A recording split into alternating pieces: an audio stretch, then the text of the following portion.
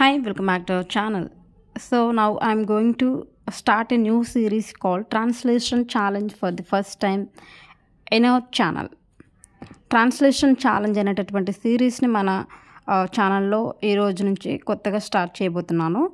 So ఈ వీడియోలో మీకు ఒక 10 సెంటెన్సెస్ని మన డైలీ లైఫ్ కాన్వర్జేషన్స్లో ఉపయోగపడేటటువంటి ఈజీ సెంటెన్సెస్ని మీతో నేను షేర్ చేయబోతున్నాను. అయితే ఈ ట్రాన్స్లేషన్ ఛాలెంజ్లో కొత్త ఏంటి అంటే, నేను తెలుగులో ఒక సెంటెన్స్ ఇస్తాను, దాన్ని మీరు ఒక్కసారి ఇంగ్లీష్లో ట్రాన్స్లేట్ చేయడానికి ట్రై చేయండి. ఒక 5 to 8 seconds వరకు మీకు అక్కడ వీడియోలో నేను స్టాప్ చేస్తాను. ఫస్ట్ తెలుగులో సెంటెన్స్ ఇచ్చిన తర్వాత మీరు ఇంగ్లీష్లోకి ట్రై చేయండి. ఆన్సర్ కనుక గెస్ చేయగలిగితే ఒక్కసారి నా కామెంట్ సెక్షన్లో తెలియచేయండి.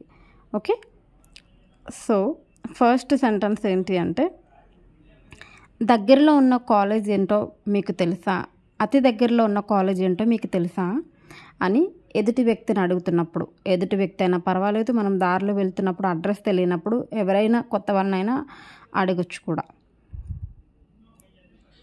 Try it now.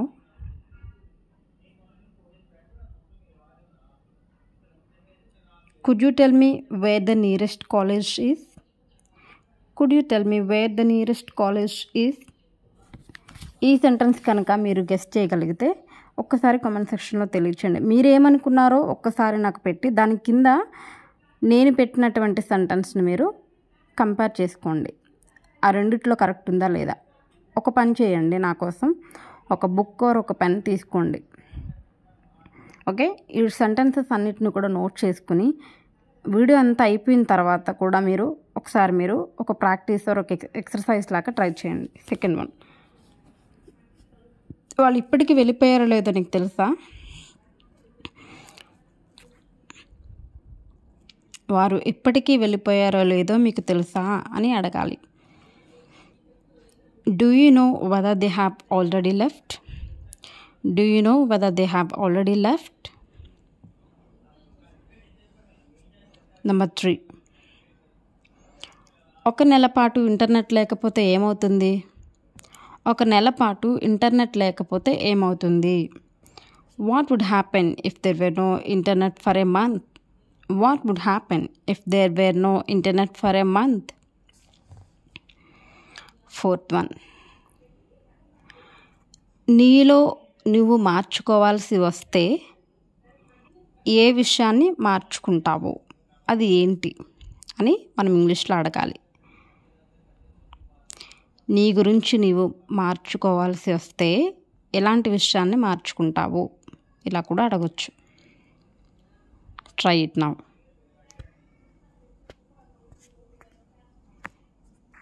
If you could change one thing about yourself, what would it be? If you could change one thing about yourself, what would it be? What would it be? Okay? అది ఏంటి, అది ఏమవుతుంది, what would it be అని అంటాము. ఓకేనా. Fifth one, మీరు ఎప్పటి నుంచి ఇంగ్లీష్ నేర్చుకుంటూ ఉన్నారు? మీరు ఎప్పటి నుంచి ఇంగ్లీష్ నేర్చుకుంటూ ఉన్నారు? ట్రై చేయండి. ఎప్పటి నుంచి. How long have you been learning English? How long have you been learning English? Sixth one, నగరానికి వెళ్ళే బస్ ఎక్కడ దొరుకుతుంది? సిటీకి వెళ్ళే బస్ ఎక్కడ దొరుకుతుంది? Okay,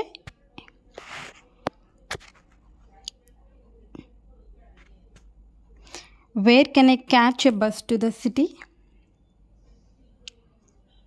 Where can I catch a bus to the city? Seventh one, నాకు నిద్రపోయిన తర్వాత చాలా ప్రశాంతంగా ఉంది, లేదంటే నిద్ర లేచిన తర్వాత చాలా హాయిగా ఉంది అని చెప్పాలి.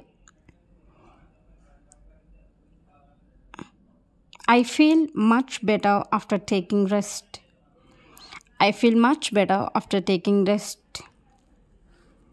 Eighth one, స్కూల్ బ్యాగ్ మంచిగా ప్యాక్ చేసుకో అని చెప్పాలి. నీ స్కూల్ బ్యాగ్ని మంచిగా ప్యాక్ చేసుకో. సరిగ్గా ప్యాక్ చేసుకో. ఇది ఈజీనే కదా.